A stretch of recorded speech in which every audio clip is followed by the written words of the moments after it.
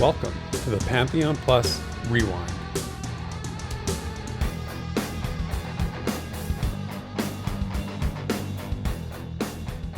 Hi there, folks. Welcome to episode number 94 of The Rewind.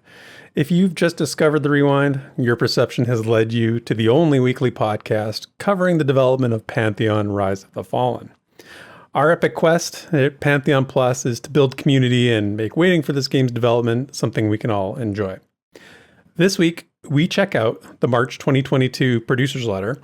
We get into a discussion about the combat skill sequencing in Pantheon. We enjoy some new fan artwork, and we further investigate the Galdassi ruins in our lore segment. So, now that we've all been fully converted into the highest resolution versions of ourselves, it's time to look in the mirror and bask in our newly rendered glory.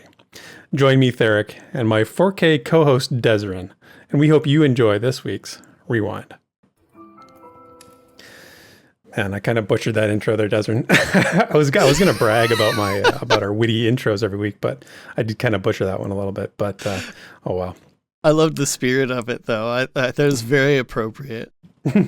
Yeah, we're always trying to match each other because we always sort of trying to come up with these new ones. But so I don't know what your week's been like, but I introduced my son, who's 16, to Elden Ring this past week and a half, and I haven't seen him since. I gotta be honest. He's been on the computer a lot since then. When he's not in school, he's on the computer. He should be doing his homework, but he's not. And he keeps like discovering these awesome things, and he wants to tell me about it and like show me these things. And I'm like, no, don't spoil it. I don't know what that is. I haven't seen that boss, or I haven't seen that weapon or item yet. And he's loving it. And I've been looking for a game to get him into for a while because I was sort of like in that zone where he wasn't really finding anything he was into. So I love that he's enjoying it as much as we are. So have you been, what's awesome. Your Elden Ring? Yeah. Have you been playing much lately? You know, I actually haven't. I'm not like tired of the game or anything. But with anything, I feel like I have modes of like, hey, you know, after work or after whatever, what do I feel like? And I'm just out of the habit of playing things that I'm not fully into at the moment. Right. And so, you know, if I'm feeling like Minecraft, like I'll play some Minecraft, or, you know, because that's just a totally different like mode than Elden Ring or, you know, any other number of things. And so I'm just like, I'm okay with not feeling like I want to do it right now. I still love the freaking game and I look forward to finishing, but I'm just in a different spot now where it's just, hey, if I can wait, like, why not? Different headspace. I had a, this is a sort of a weird related thing, but I had an idea a long time ago for like a program or an app that would like tell you what mood, based on what mood you're in, what game would be best for you right now. Like, what if you put in like, what are your top 3 emotions you're feeling right now? And it's like this, and this. And it's like, okay, you should play Minecraft, or you should play, you know, whatever. You know, I just thought that would be a good idea. Cause sometimes I find myself in that same headspace where I'm like, I don't know what I want to play. Nothing sounds good right now, you know? So that's pretty fun, actually. That'd be a really fun little like silly thing to put together. Like it reminds me a little bit of like a Facebook survey, but like yeah, well, hey man, if anybody out there has the tools, skills, and knowledge to develop something like this, you're welcome. You can take that idea. It's all yours. Free ideas. Speaking of good ideas, our party this week is another raid party. We got a lot of people, so we're gonna shoot through this quickly here. So we had Ziplocks on the Darkmer Rogue. We have Sparrow on the Elf Ranger, Bounty Code on the Human Wizard, Screech the Scar Bard, Wiki Woo on the Human Enchanter, Shuriken on the Dwarf Cleric, Grace Lynn on the Gnome Summoner, Jason on the Scar Beardlord, Daimlos on the Darkmer Cleric, Moobert on the Gnome Enchanter, Feldrin on the Archai Warrior, Fazul EQ on the Halfling Enchanter, Tetsu on the Halfling Bard, and Archbishop on the Darkmer Paladin. So awesome group, awesome raid group that we're so happy to have you guys. It's a good looking group. We got lots of crowd control. There's a couple clerics in there on the heels, a couple bards keeping us dancing, and we have a main tank and a warrior and a pally for the off tank. So I think we're set, man. I don't know. This is a huge like group here. I mean, I love that you made the pally off tank just naturally. I feel like Nathan might be offended. Well, you know what? Nathan can get in here and join the party if he wants to have a say in how the party is comprised or what the roles are. So I think we're set personally. But, if you want to join the party for the next show, you can use the super chat function during the premiere. You can head over also to our Patreon page. That's linked in the description if you're so inclined. We always, appreciate the support and thank you so much for being a part of the Rewind. Just a little heads up, we've got episode 100 is looming. We are on 94 here, so not that far away. We're going to be giving away a lot of pledges on that show because, everything that you guys put in goes right back into getting people into Pantheon, getting pledges, bringing Pantheon to life, and putting this community together. So we can't wait to do that, and I'm certainly looking forward to that. But yeah, I'm ready to visit Terminus in our minds, at least for this week. So Desrin, shall we zone in? Oh yeah, let's go. This week in Visionary Realms news and notes. All right. So follow up on the dev stream from March 10th. As always, we have the producer's letter released the following week, and it came out this March 17th.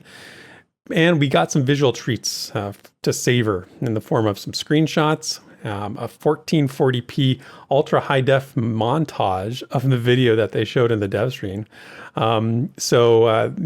Basically we're all just sitting back watching and enjoying these visuals. And in the producer's letter, they commented that what we're seeing is really the result of their work on the HDRP conversion, and it was meant to showcase all the work that's been done in bringing Terminus to life. So as you might expect, there's some impressive sights, and I believe that they do give you a true sense of the progress that they're trying to convey. And I think VR spoke about the significance of this milestone at the outset of the letter. In fact, the quote was, while there is work remaining to be done to create additional art assets and perform detailing, we're very proud of we are proud to mark the conversion milestone as complete after months of hard work across the team. So that's a pretty big box to check off on their checklist, right? So Desrin, the kind of answers we raised, or the kind of questions rather that we raised last week about, is this the final product? What happens next? I think this kind of answers that. Would you agree? Yeah, totally. And I think I was really happy to see that there's just a lot of spots in the producer's letter and the roadmap where they're making sure to clearly say that further passes will be done later. And I think it's really important because not everyone's going to just assume that. As we've seen in response to the HDRP Part 2, maybe not from core community members, but a ton of people are, they're like, oh, well, wow, this is it. And, a lot of people aren't super into it. Right. There's when you zoom in, go. Yeah, right. When you zoom in, as closely as we are, it makes sense. But again, it's like everything else. When you zoom out, it can be a little confusing for people when they think, oh, this is a major, milestone. But it's just because we're following it so closely. So it's always good to put it into context a little bit. And that actually leads to something I've been feeling a little bit as of late. And I don't know how you've been feeling about this. And I'm just going to sort of try and explain it. But, it's trying to reconcile where this fits in the big picture, right? We've seen so much of the game, been following it for so long, and trying to put these visuals now into context, because in my mind, the state of the game, at least from what you see perspective, it can get a little fragmented in my mind. And I've been feeling a little bit of fragmentation, I guess, because, what they showed was the immediate area outside of Throne Fast. So, some part of Avendir's Pass, with the village of Avelia right there. And this is an area that they've shown off before in the Greybox state. But then you think back, so we've seen Amberfate, we've seen Blackrose Keep, we've seen Fairthale, we've seen Halner Cave. What state of this process are those places in, right? Halner Cave, that question's been asked before. I think during the co-stream it was asked. And they've said, this is sort of what it's going to be. This is sort of how it's going to look. This is a pretty good representation of, I think, what you'll expect. But then again, Amberfate, it's been a long time. I think the Monk video, they showed off some parts, maybe near Amberfate. It might not have been inside Amberfate. Blackrose Keep's definitely been a long time, and Fairthale as well has been a while. So, what do those places look like now? Because, should we be thinking of them as like other versions of these visuals? Should we be trying to convert those visuals in our mind? And I don't know if you noticed this on the producer's letter, Desrin, but the list of zones and the percentage completed isn't on there anymore. And I think it's potentially just because it's redundant now that the HDRP conversion is complete, because those percentages were like how much of the gray box has been taken out or how much has been converted. So the last time we saw it was actually in January. In that one, it listed the coasts, the seafloor, and the outlying islands were still at 0%. While Black Rose Keep was at 75%. So I don't know if I want to say it's safe to assume that those are now done, like all those are 100%, because, were they? were they? What did they look like before? We'd never seen any of the coasts, seafloor, or outlying islands. We didn't know what those looked like in a gray box state because we never seen them. But Black Rose Keep we've seen quite a bit, like I said a while ago, and that was at 75%. So I guess those are done now, and the roadmap does. There are a couple points on that front to point out I should mention here, and that's they said completed core assets and the initial footprint of the Daedrum Ascent in Wild's End. They talked about ongoing work in Wild's End that's currently focused on core asset development and the construction of Sohirith, which I think is interesting because that's the halfling home. That's a starter city. Again, it's a good example, actually, of what I'm talking about, because now I know this is ancient history at this point, but we did, Sohirith at one point was, Wild's End itself was much more built at one point before the refactoring and everything like that. So again, for me, I think it's a problem specific to me and you and some of the longtime followers, is that we've seen other versions of these places in the past that are now different. The question is, how different are they? What's the difference factor? The producer's letter goes on to talk about zone production wrapping up in Thronefast, to include new buildings and additional caves. And then finally, a fine detail pass on zone construction and art is planned for a later date. So all that to say, Black Rose Keep, Amber Fate, Fairthale, I admit I hold on to those places in my mind because I did like what they looked like. Black Rose Keep in particular, I loved how that place looked, and I kind of don't want to let go of it. You know what I mean?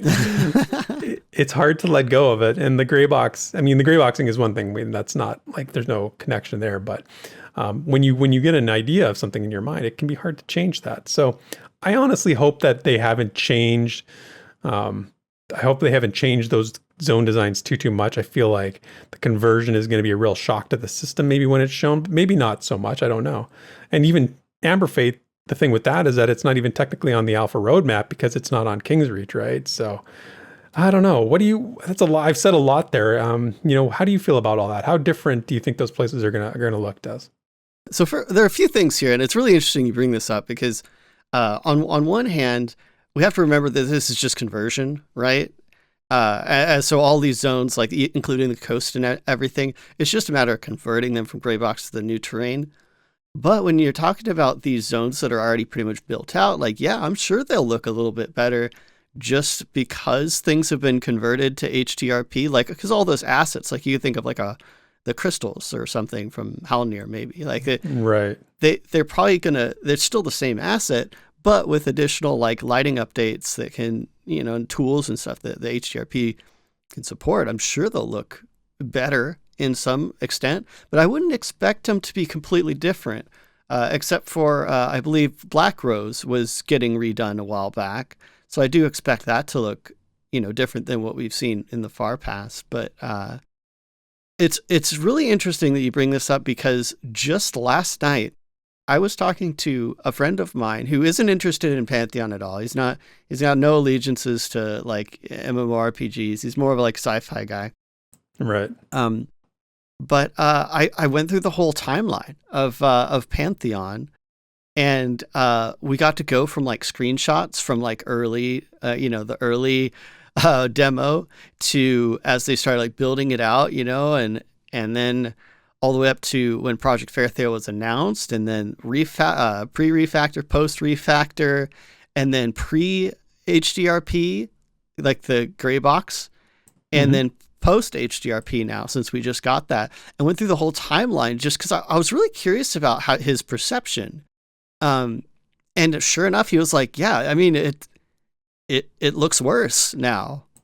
Interesting. Yeah, like he could see like certain like lighting improvements, but as far as like the world and its completeness, he was like, yeah, it looks like much more of a finished game back in 2016. Right. Yeah, and that's exactly what like I watch those old streams sometimes, and you look at them and you know, it did look like a more complete game back then. That's why sometimes I have the inkling to do a video of like a side-by-side comparison of then and now kind of thing. And I really don't want to do that though, because it does look better back then. But you know, we know why that was. Like if you were to explain to your friend, you know, the refactoring and why that had to happen, Right. and what needed to go down, like it would make more sense. But yeah, I mean, it makes that perception makes sense to me as well. You know, I can understand that.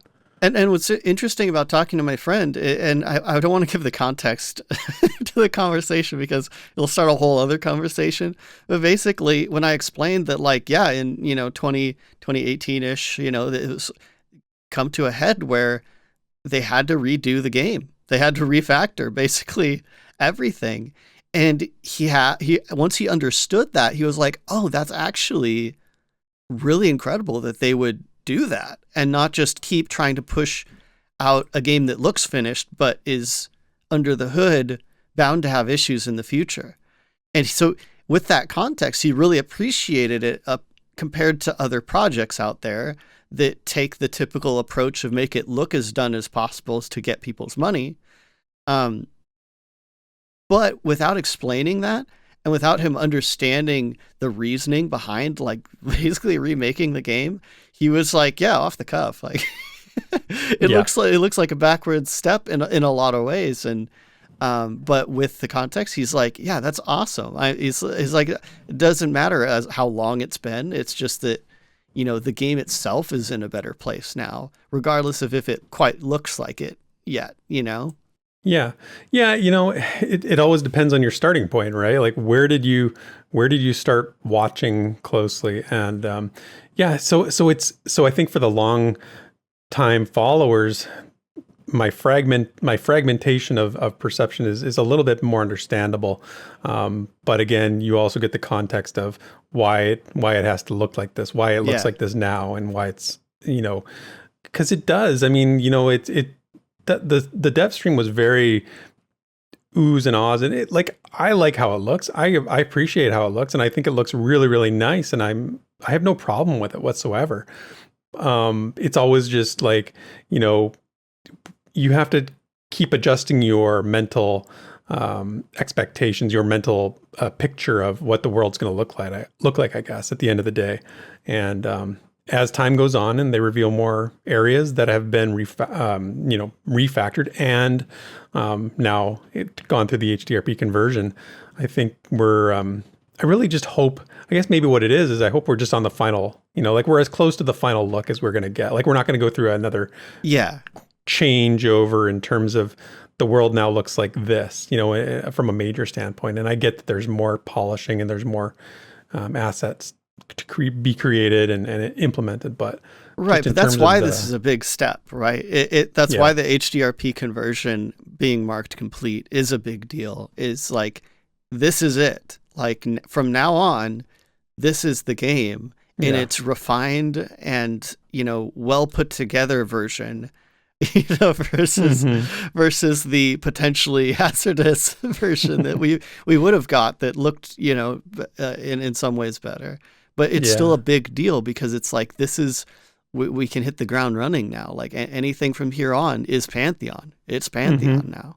Yeah, I know, you know, maybe and we're kind of nostalgia junkies a little bit, you know, in this community for sure, where we tend to have some nostalgia for old things. And I just look at old screenshots a lot I've got them saved and I'm making a video or something like that. And I look at like, you know, the Tower of the Reckless Magician. I'm like, it's not going to look like that anymore. Like it's going to look completely different than that. Like that doesn't exist anymore. And that makes me a little sad, but you know, we got to move forward. We got to push forward with the future of this. And that's game development. So this is what we signed up for, right? So we have to be exactly nimble like that in our mental states, I guess. Yeah. So yeah, great points there. And I wanted to talk about the alpha roadmap tracker a little bit because we said how important it was that they've checked this box off. And we look in and we can see that there are actually 3 items on that list that are now complete. And that includes NPC combat awareness, asset and terrain streaming, and then of course the HDRP conversion. So those are 3 pretty key things, you know, that's a big deal. Now there's still a lot to go. If you look at the entirety of the roadmap, there's much road ahead and a lot of important things, you know, factions and pets and, you know, all kinds of stuff, dispositions and that kind of stuff. But, you know, we talk about these little bits and pieces along the way, and they do these other streams where they talk about technical things, you know, one's about traits and dispositions, one's about combat AI. So we get, you know, we'd have to keep those in mind when we're thinking about it. So they're not like they're in a state of you know, there's been work done on them. They're in a state. We'll just leave it at that. No, like I think that's like a really important thing, though, is that I've noticed, especially in this newsletter and the roadmap, they're really pointing out a lot of dependencies. And so while there's still a lot to go, I think they're making a really solid effort to show that, you know, once some things are in, the next things are, you know, either easier or they, you know, fall into line. And I appreciate that. And the descriptions under each, you know, section, I feel like are very, very fair and understandable. So, yeah. Yeah. Yeah, I would agree with that. And the thing is that, you know, one of these days, I'd love to see like a stream that shows off a little bit of everything. So let's do a stream that has something that's been converted. Let's do something that shows off a disposition and a combat AI and a class, and like just something to sort of show each one of those items on the checklist in the state they're in, you know, like show us the state they're in. And they've done it in pieces, but let's kind of put it all together. I'm kind of like, you know, I just want to coordinate everything and get a nice rounded overall view of things. So the term would be a vertical slice. Vertical slice, yes. A piece of basically every function of the game, all in one to demo the, you know, current state of everything. I think that would be really good to see as, you know, more of the game starts getting back online. Yeah. So, yeah, and we're going to talk about that here right away. So, you know, if we look at what else has been updated since the last one, you know, we can see there are actually some other stuff that's in the arts section of the producer's letter, specifically citing zones. So they said general 3D assets and animations. They also talked about gathering and crafting was updated to indicate that existing crafting and design documents have been reviewed and are being refined in preparation for their initial implementation.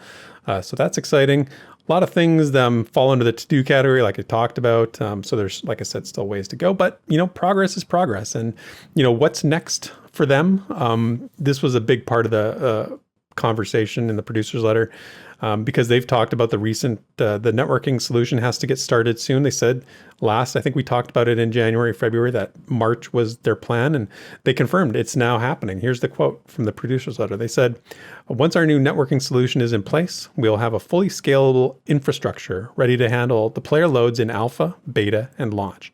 This is a major milestone for us. We couldn't be more excited to announce this focused work on networking has begun and won't stop until it's finished. So that's a pretty important piece. Are now, they're heads down. And they've said this before.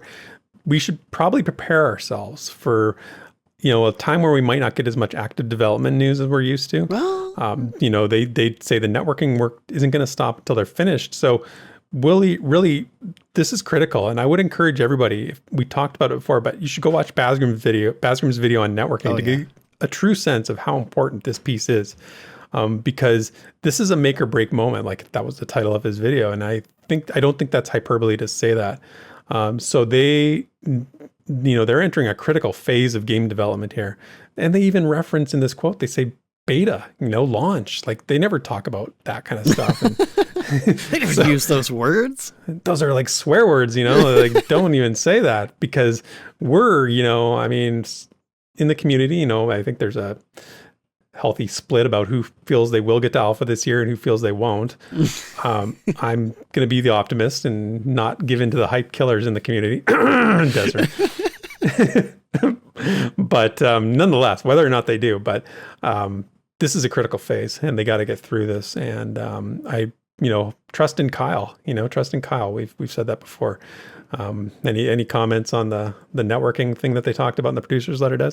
Well, I did want to say that I don't know if I would expect, some like not meaty updates, because a big part of them preparing for this heads down time was that Kyle and Rob would be helping to, set things up so that the designers have something to do. And of course the artists as well. So I don't think we're going to be seeing a 2-month drought. I think we're just going to be seeing other things, honestly. Yeah, right. And you're totally right. They've said that before, right? They've planned for this time that they're going to need to have some other stuff to work on and to stay productive and keep moving forward with development. So I just, I really hope that this networking piece goes according to plan. Of course, there may be obstacles, there may be problems. I hope that they will share, any delays or any issues they may run into, not in, fine detail, but just to say, we ran into a thing where we had to deal with it. This is what we're doing, just keep the communication open with the community and let us know, because we're all hoping for you. Like, we're all sitting on pins and needles waiting for this good news to come. It's like sort of, you just want to hear the good news. You don't want to wait anymore. But yeah. And then lastly, on the producer's letter, for me at least, they featured the community spotlight this month on Spoff, who is a regular over on the VIP Discord server. Oh yeah. I don't know Spoff very well, but Desmond, I know you do. Did you enjoy his interview?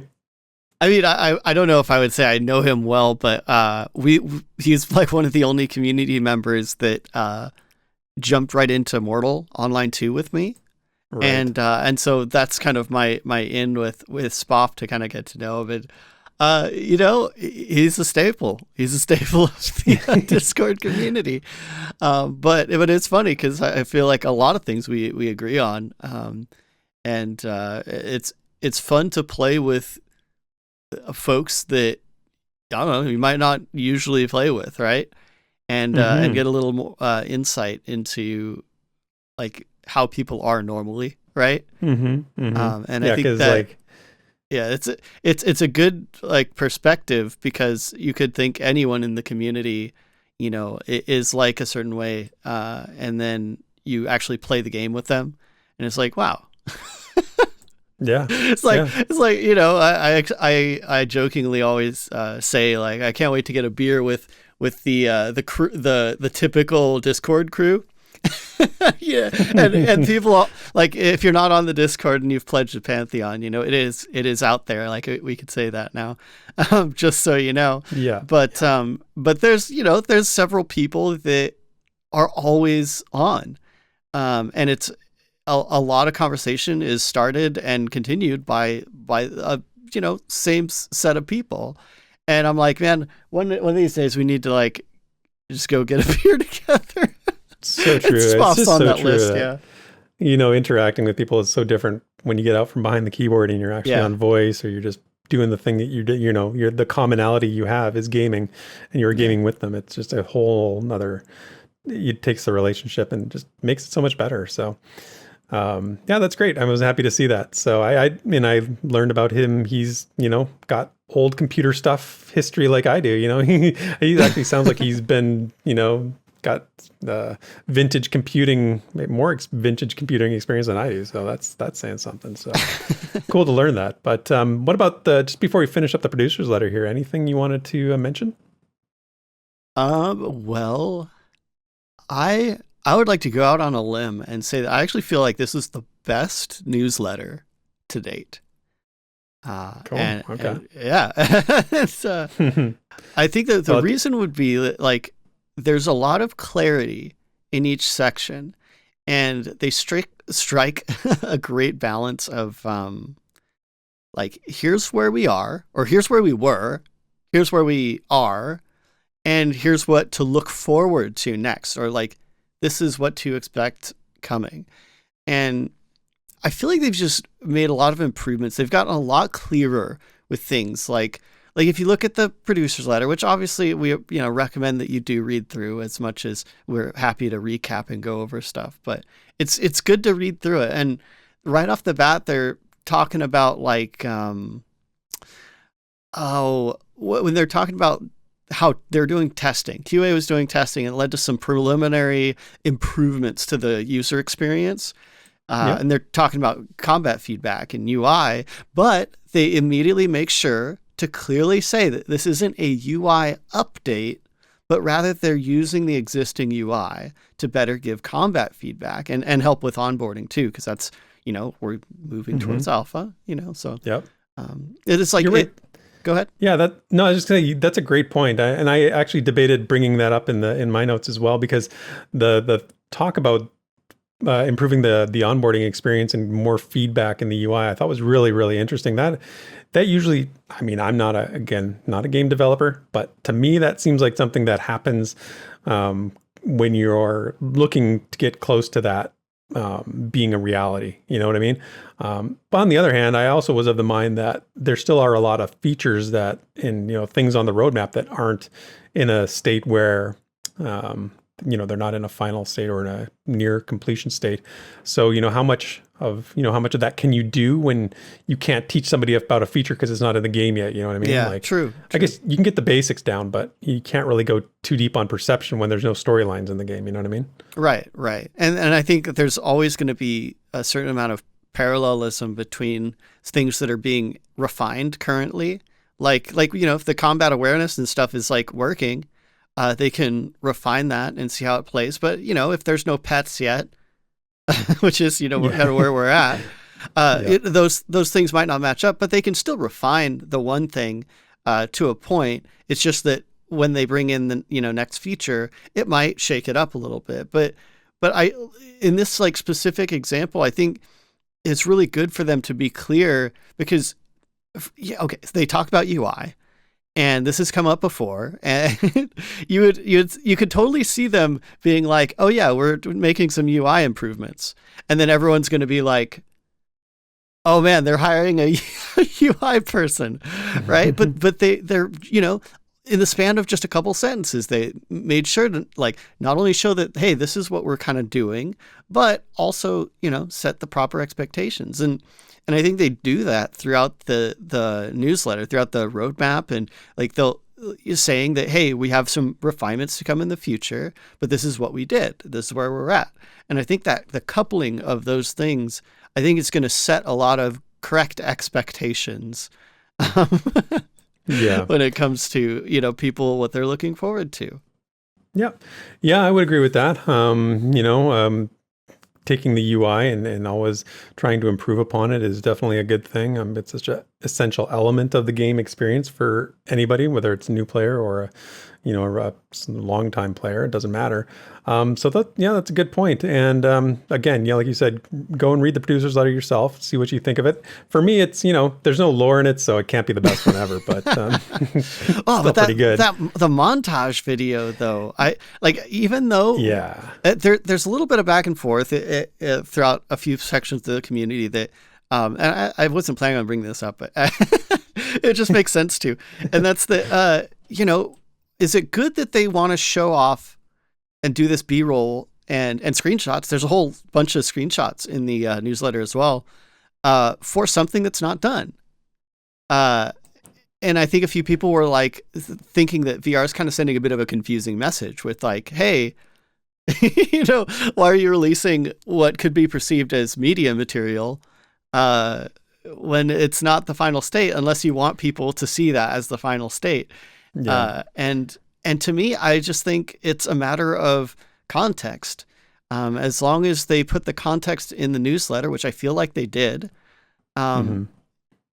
people can see this footage and be like, oh, wow, we're finally, like we were talking about earlier, with the HDRP is the converted, like we're there now. So this is our starting point. It's kind of like we're restarting, but they want to show what that looks like. Yeah. And here's what makes it confusing, right? Is that go to the website and look at their media page and you see these like screenshots. fair sale right away, right?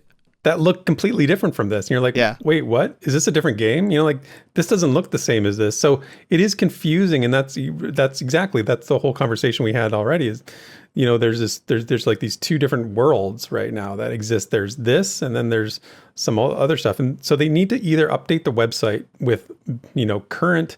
Those screenshots are great. And if you're watching the video here on YouTube during the show, you're seeing those because I'm going to put them in, and I'm going to roll that B-roll footage in the background with the screenshots. So, you know, they're great, but that needs to be now in your media section because that is the current state of the game. Yeah. Like that is what things are going to look like, not some of these older Amber Fate shots that are still up there and some of the old stuff. So, and that media section needed to be updated. It's needed to be updated for a long time because they've added tons of screenshots along the way, but those old ones are still there. So, I've got to disagree though there because if they put on the media section, I think that's representative of the target goal of visuals, and if they're not at that yet or close, I feel like it would be misrepresentative.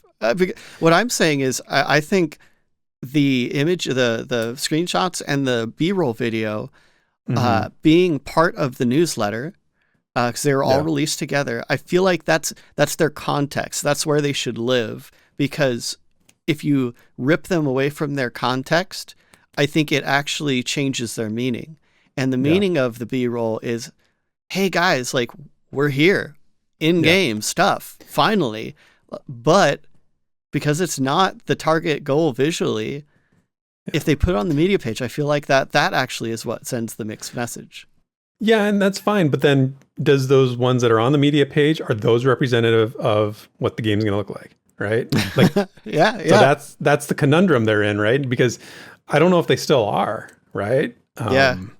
It's a weird place to be in. They really have some stuff to figure out. I think you want to really, you know, I love that they put together that high definition footage. Oh, me too. I think that's it's minus, amazing. like, you know, that's his strength, and there's no doubt that he was involved in doing that and putting that together because that's his job. And I love watching it, especially with the music and like, oh, it's so good. And if you look at the comments on their video on YouTube, almost roundly like, it's quite positive. Amazing. Yeah, quite positive. So it just doesn't. There's no downside to it in the short term, but I think in the long term, you know, what your game is. The aesthetic and the final look of the game as close to as possible as that's what should be on the media section of your website. So, yeah, I agree. Cool. Okay, so good discussion there. Let us know what you think because we're obviously, you know, we're of a couple minds on some of this stuff, but let us know what you think of that discussion. Leave a comment and we'll respond to it. Moving on to Pantheon Plus stuff this week. The MMO March Madness is in full swing. We are entering the Elite 8 today with SWTOR facing off against EVE Online, which is a good matchup. I checked it out earlier this afternoon, and SWTOR had a bit of a lead. It wasn't quite out of reach of EVE yet. We need to see where this lands, but this has been so much fun. As expected, EverQuest has rolled through into the Final Four, just waiting their next victim after beating up on poor Dark Age of Camelot, which was a heartbreaker for some people. We've got a big matchup coming in the next few days with WoW, which of course would be an early favorite, is going to be maybe in for a challenge. They're going up against Lotro, and Lotro has performed extremely well so far in this MMO March Madness. So we have a crew of Lotro fans that come out in full force to support that game. So when that one goes up in the next few days, that is going to be an interesting matchup. Another one that is interesting too is EverQuest Online Adventures facing off against a serious dark horse in Project Gorgon that has somehow gotten further than people expected. I think it was up against some sort of lame duck opponents, perhaps. We'll see how that ends up. Yeah. Yeah. So, I mean, this is just so much fun. If you want to get in on this fun, be sure to join the Discord. We've linked it in the description and in the show notes. And I'm going to give you a bit of a teaser because we're always up to fun things over here at Pantheon Plus. We have a yearly tradition in April that I'm not going to say it by name, but if you've been watching our channel or you've been hanging around our community for long enough, you know what we do in April. And Drac is our project, our fun event planner is in full effect and he's working hard. So look for some community members to maybe take center stage come April. And that's all I'm going to say about that one for now. In weekly calendar for the week of March 21st through the 27th, we got a pretty full calendar. Drac has a video coming out on Monday about multi-boxing in Pantheon, and sort of looking into it from a really experienced boxer in EverQuest, and what they think about boxing potentially, and how it might work in Pantheon. So check that out. Drac's streaming at midnight as he is on Monday doing EverQuest. We'll be grading Lost Ark on Tuesday for MMORPG 101. So giving out some grades on what we thought of that game. On Wednesday, I'll have another lore exploring video going up. That's where I'm playing Elden Ring and sort of giving a reference guide and talking some lore and doing some things. So check that out. Sparrow's going to be streaming Lord of the Rings Online on Twitch on Wednesday evening. RedbeardFlynn has a video coming out on Thursday on a game, Throne and Liberty, I think. Drac didn't put the full title in here, but nonetheless, I think that's what it's called. And anyway, it should be interesting. I don't know anything about it. So if you're into RPGs, check out RedbeardFlynn's channel. And then CryptFox is streaming some Borderlands stuff.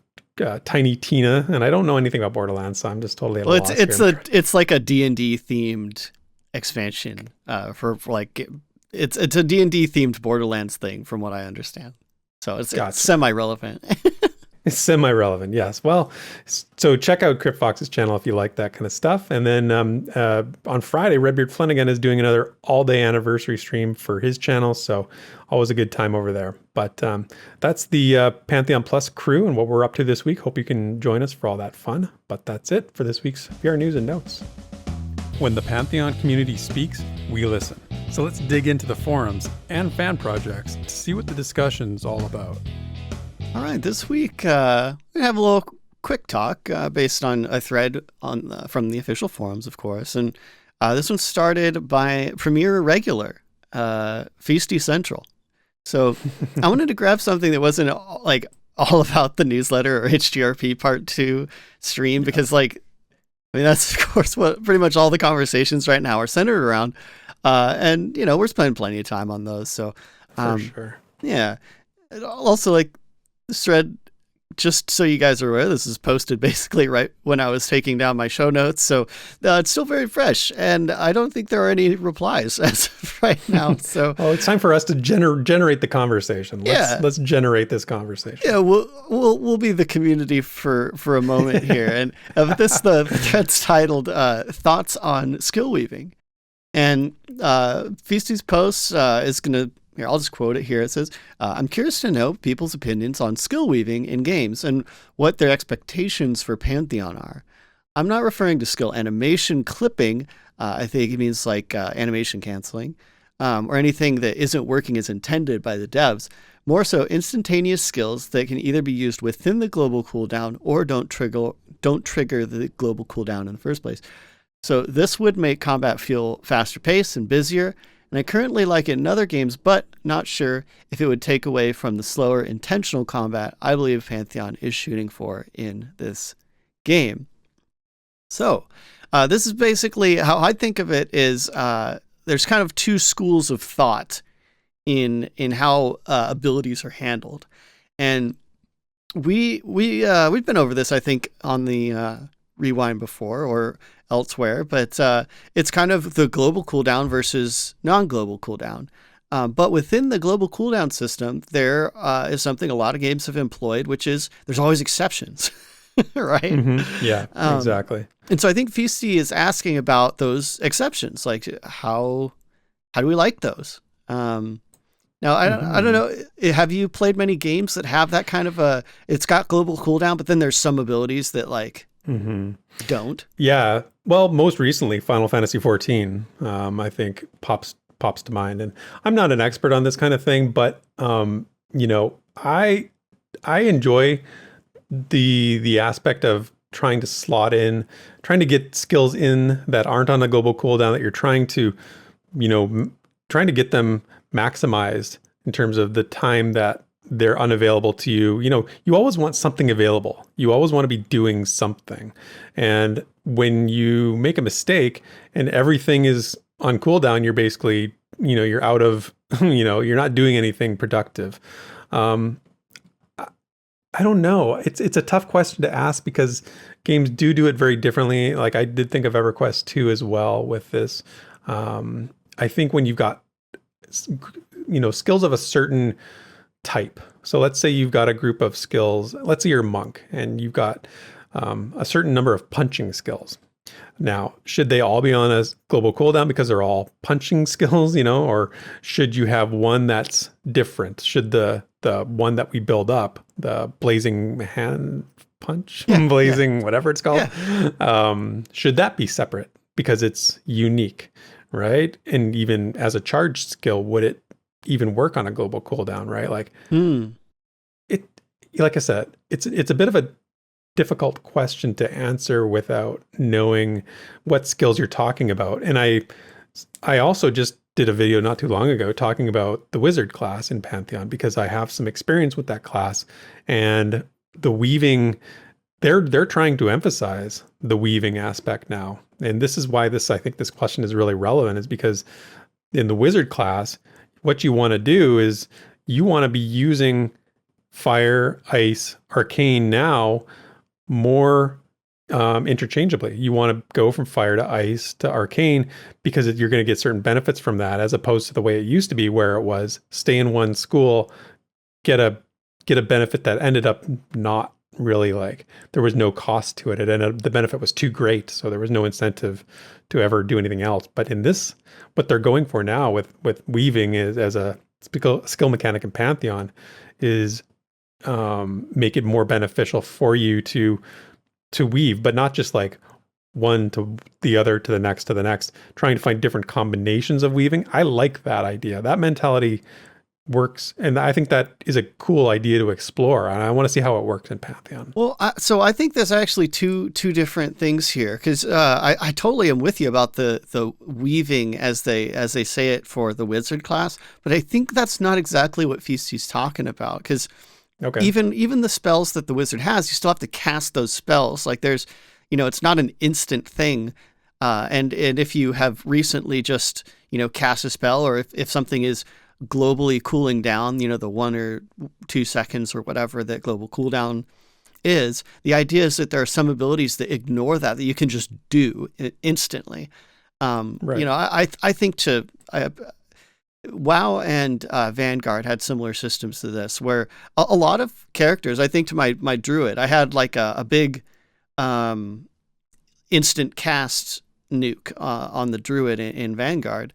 And the truth is, you would just macro it to like your other ability. So you just cast the one, and then as soon as that's done, you just instantly hit that, and you get this nice like burst of damage, right?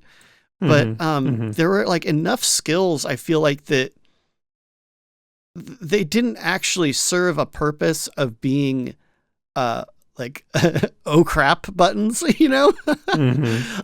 I think is the general idea behind things that ignore GCD. But I've seen it otherwise. Well, the things that ignored global cooldowns, at least in my experience, are usually the abilities or spells that serve a very specific function. So think about, and you've seen this on stream when we played in Fortress Devair, me and Nathan were using our interrupts. So my interrupt was a spell, I'm trying to remember the name of it, but I can't remember the name of it, but anyway, it was an instant basically, and I could use it on it. It was separated. Maybe it was a super quick cooldown. I remember, but it was less than 2 seconds. So and then my other spells maybe had longer cooldowns. I also think of like Final Fantasy 14. Like I said, there are some abilities when I was playing the Bard that were. I'm trying to think of one specifically that was more of an instant than anything else, but there definitely were some, and you used them in very specific scenarios. So like an interrupt was a very specific use case scenario. The one like on a Bard where you jump back, where you leap out of combat, is a very specific use case scenario. So I think you put those, outside the global cooldown regime for a reason, and I think that makes sense. But again, it's also, that's been the way it's been done, Yeah, well, is there a better way to do it? I think like Feasty's last paragraph here, I think it kind of tackles at least my position on it, which is saying, I like it in other games, but if it might take away from the slower intentional combat. And to me, when I see no GCD, instant cast, kind of things, I think spam, like it just means it's spammable, and it makes it so you don't have to be intentional. Like what's to keep you from being cautious about using your abilities if you can instantly interrupt, without having to even wait the, 1.5 seconds of GCD. It basically gives you that get out of jail free card, which I wouldn't say is just inherently bad, but to me, I feel like it's a little too easy, honestly. I don't know. I think that you offset that with other, costs, whether it's mana cost, whether it's whatever your ability, your combat resource is. So like if you're playing, if you're playing a Dire Lord and your interrupt, costs, it may be a lower cooldown or maybe even an instant, but it costs a lot of your resource. You're not going to be spamming it. And plus, like I said, very specific use case scenarios, you're not spamming abilities for exactly that reason, because they're not applicable in every situation. You don't need to interrupt, the bear that's attacking you, because it's just not that kind of, it's not like a spell interrupt maybe specifically, or maybe it's like I don't know. I'm trying to think of a different type of thing that you would only use in a specific situation, like a parry or something, right? Yeah. Oh yeah. There's definitely ways to make it like kind of even out. And maybe my biggest bicker is more just, to me, it feels a little clunky, because I'm thinking of like the EQ2 system where almost everything had a cast time, even like melee abilities, but it's like 0.5 seconds. And to me, it always made combat feel very flowy. Like it kind of had a pacing to it. And I really enjoyed like timing auto attacks and stuff, because you can't auto attack like while you're using an ability and a short time after the ability's done. So it basically discouraged you from just, running your hand across the keyboard. But you've played EQ2, so you know that like that. but that system's in place for that, so. Well, exactly. And what I'll say about that is Pantheon, like it is slower, and it's meant to be slower, and it should be slower. You're dealing with quality over quantity. Okay. So in EverQuest 2, you're dealing with quantity, because you have so many abilities that you're just trying to stay on top of them. And the same thing for Final Fantasy 14. You have so many different abilities that you're just trying to keep up with them. But I think in a game like Pantheon with a limited action set, where you can focus in on these, however many it ends up being, 8 and 6, 8 actives and 6 passives or something, whatever it ends up being, you can really get into the fine tuning of it. It gives you more ability to really focus on, like you were saying, get those auto attacks in at the right moment. Don't spam something because it's going to throw off that auto attack at that right moment, and then you're just not performing as optimally as you could. You can't demonstrate how well your class can be played, because you're just trying to stay on top of the ability monster that's constantly threatening to overwhelm you. And when it comes to weaving and using things in the right order, or maybe throwing things in and trying things out, I think a slower pace allows for more of that. Yeah. Because you're just more focused. Yeah, I think actually you bring up a good point with I think the limited action set actually does leave a lot of room for these abilities to be significant, because it still has to be on your bar. It's still taking up space. And so this might be a scenario where having these non-GCD instant cast abilities actually works, and doesn't become something that's spammy and clunky. It's actually something that bears significance on your bar, that you still, you don't want to be without it, but you also don't want to be smashing it all the time. Right. It might actually have a good place in that. I think you have some good points, and you got to use your tools wisely. yeah. So I don't know. Maybe this does have a place, and I would highly encourage anyone to check out this thread. Maybe there's some replies by the time this goes live, but definitely get your ideas in there, because I think this conversation could be fleshed out quite a bit, and maybe give some opinions, context, ideas on how to make the most out of something like this, and add to Feasty's discussion. So everybody feel free to check that out. I've got, links, always links, and you guys can be a part of the conversation. But that's going to be it for this week's Pantheon Plus discussion. The Pantheon community is full of cool projects, new people, and things that are just worth sharing. What's this over here? Look at that. So let's see what we can find in this week's Community Spotlight. Right off the bat, you guys will notice that we've got a ton of new art going through. It's awesome. We got this new channel in the Pantheon Plus Discord for art to be put on the Rewind. And so this set, I would say, is going to be a lot of Booch, right? The sketches and stuff are Booch. And I just want to comment on Booch's artwork real quick here. So if you don't know who Booch is, he's written fan fiction for Pantheon, and he actually collaborated with Chris Kane, who is a voice actor, professional voice actor, who was in the Pantheon community. He sort of stepped back, but they did some work together, and Chris voiced his fan fiction. Yeah. And it's amazing. It was amazing. Go look on Chris Kane's channel. I believe that's where it's at on YouTube, and you'll find it.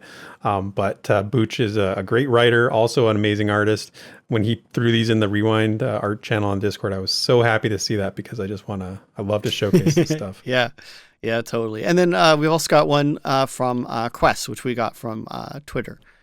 And then, of course, our usual artists as well. Yeah, and Quest has another piece. This is the second piece he's contributed to the Rewind. So thank you very much, Quest, for doing that. I really love the artwork in this new one, especially. Is really, really cool. Yeah, awesome. And more. Everybody, more. Throw your stuff onto the Rewind Art channel in our Discord, or just reach out to us. I mean, however you want to do it. If you've got fan art, it's fun to. We're easy. We'll take whatever you're willing to share. Yes. And otherwise, we don't have any introductions this week. But as you'd expect, we do have a ton of community creations after the advent of the HDRP Part 2 stream, and of course the newsletter. And I think this is awesome because we've had a slow few weeks.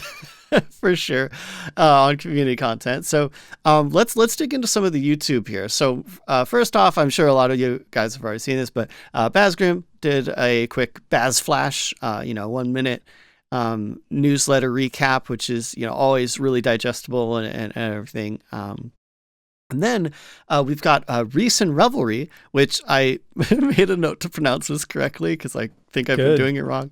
But I've been doing it wrong too. So good on you. Sorry, bud. But RhysInRevelry put out 2 new videos. The first one is like kind of a commentary going through the HDRP Part 2 stream. And I kind of like this style because instead of just like going through start to finish, he kind of like skips around to the main points. So it's somewhere between like a full length watch through and a recap, like a full recap. That's cool. Yeah, it's got a unique style. Nice. Oh, and then his next video also is an actual like quick recap of the newsletter. But also with a unique spin, which is he checks out the Massively OP article that features it, which I think we've kind of talked about there. I just read that today, actually. I just read their article today. Yeah. So that'll be interesting to check out. Yeah, totally. And then we've got CaffeineInjected. And this one is a actually full length watch through of HDRP Part 2 with plenty of commentary. And I think this is actually a VOD, but it's on YouTube. And this is totally the video for you if you like the longer format, like commentary, conversational kind of videos. And then next we've got our guy, RedbeardFlynn. Also coming out with HDRP Part 2 video. And this one is a little more produced, I would say.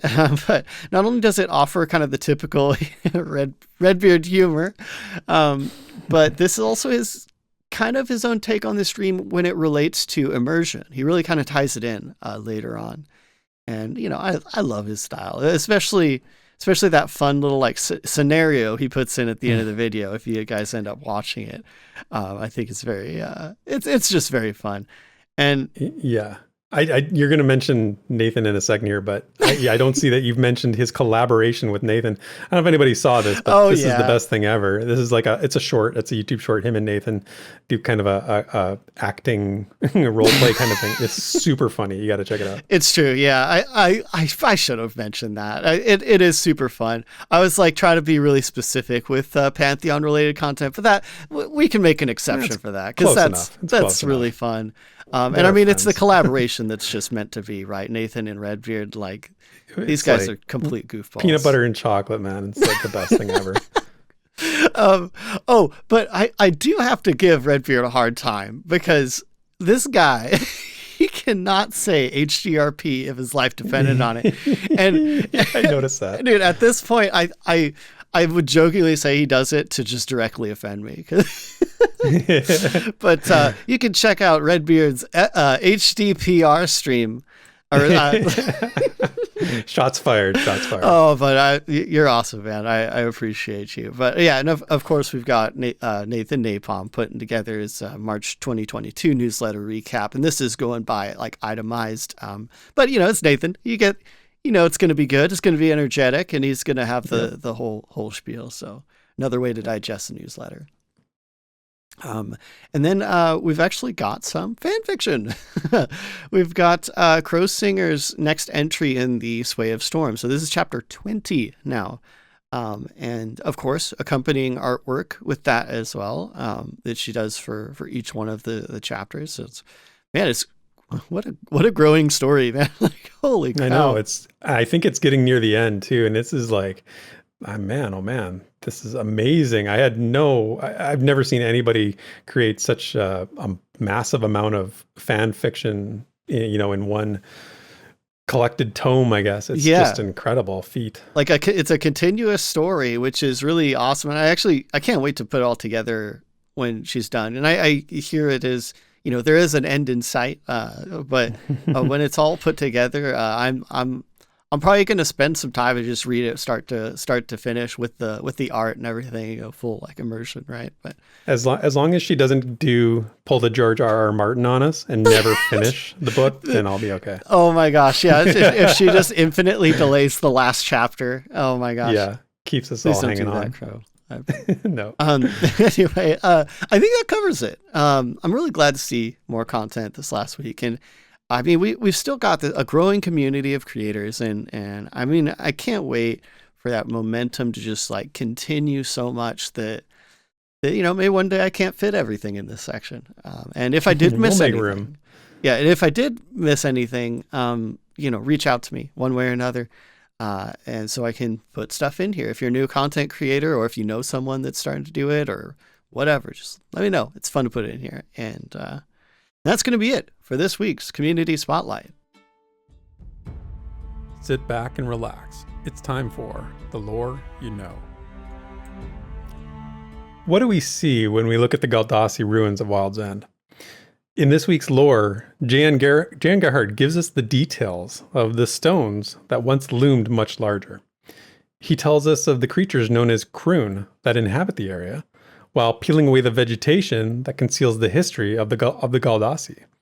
So sit back and enjoy what Pantheon's lead writer tells us what can be seen in the Galdassi ruins. One may be forgiven for missing the ancient stone remnants of the Galdassi giants, even as you look upon them. Local vegetation has drawn a thick curtain over what lies beneath, much like time has lain a fabric of mystery over the structure's creators. Vines, roots, and the nests of native valley Kroon have claimed the majority of their stone surface, hiding what was once a vast cultural complex. Atop the broken pillars and doorways roost the lowland type of Kroon, a winged, predatory wyvern that enjoys feasting on the unwary and feeding chunks of flesh to their ravenous young. The Kroon diet is restricted to nearly every creature on land and sea, as well as the air, and their sharp talons and bone beaks have even been seen breaking open the shells of crustaceans. Halfling young learn early in life to avoid Kroon, as the beast cares not what type of flesh it consumes. However, Their unique value as pets is an enticement that some cannot overcome, and the sight of a domesticated croon in Sohireth is evidence of a brave spirit and a cunning mind. The relative size of a croon can be controlled by their diet in the first year of their life. Beneath the flora, fauna, and croon lie the neglected signs of the Galdassi habitation. Perhaps as old as 10,000 years, the stonework is surprisingly resilient. It contains the remnants of dwellings, pavilions, and bridges, pointing to a civilization that had a dominant grip on the land. The script of the Galdassi is a mix of picture and rune, a hieroglyphic hybrid known as Gleindul. Those who study this stonework say the massive blocks appear as if they were cut with the symbols immediately present, rather than having the pictographs added afterward. The vegetation may also be aiding in this preservation, achieving a protective layer with minimal cost to the stone. Most of the damage seems to have come from earthquakes in battle, rather than time. It should be noted that there is some debate over whether or not the stone is of local origin, at least as far as the dwellings are concerned. It neither weathers nor chips when struck, breaking many a pick laid upon it. There is even an informal monument to this difficulty at its base, where a collection of axes, staffs, picks, and potions are piled high, each broken or emptied in futility. To this end, it seems that some of the Galdassi remnants were intentionally deconstructed rather than outright destroyed. Markings throughout the whole of Wild's End suggest there was once even more a sprawling series of buildings, but nothing of these structures persists. For whatever reason, the deconstruction was left incomplete in the valley and in the mountain heights. Thus, we see the testifying remnants of today.